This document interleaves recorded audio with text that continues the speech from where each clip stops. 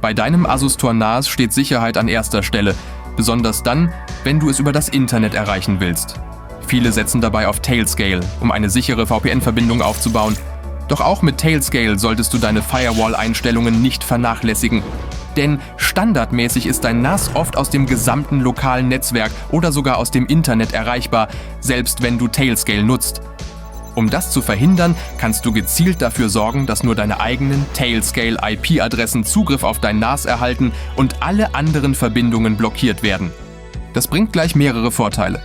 Du reduzierst die potenzielle Angriffsfläche auf ein Minimum, schließt ungewollten Zugriff aus dem lokalen Netzwerk aus und stellst sicher, dass nur Geräte in deinem Tailscale-Netzwerk mit deinem NAS kommunizieren können.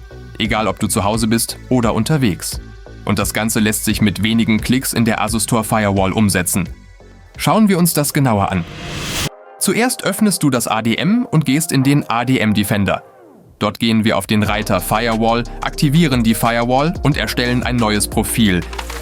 In diesem Profil erstellen wir 3 Regeln. Die erste erlaubt alle IPs in der Tailscale Range. Die zweite erlaubt alle IPs in deinem lokalen Netzwerk. Diese Range ändert sich, falls deine IP mit 172 oder 192 anfängt.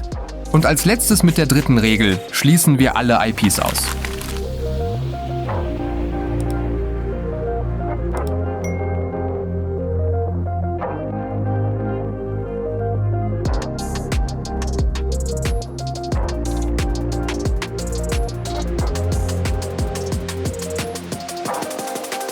Nachdem wir alles eingestellt haben, ist es wichtig, auf die Reihenfolge zu achten.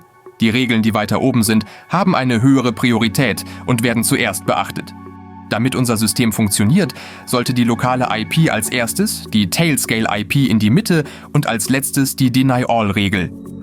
Jetzt kann dein NAS nur noch mit Geräten aus deinem Tailscale-Netzwerk interagieren, alle anderen IPs werden automatisch geblockt. Das sorgt nicht nur für maximale Sicherheit, sondern gibt dir auch die volle Kontrolle, wer wirklich Zugriff auf dein NAS hat. Und ein kleiner Tipp für das Ende. Solltest du durch Firewall-Einstellungen oder sonstiges dich aus deinem eigenen NAS ausgesperrt haben, kannst du dein NAS immer noch soft resetten.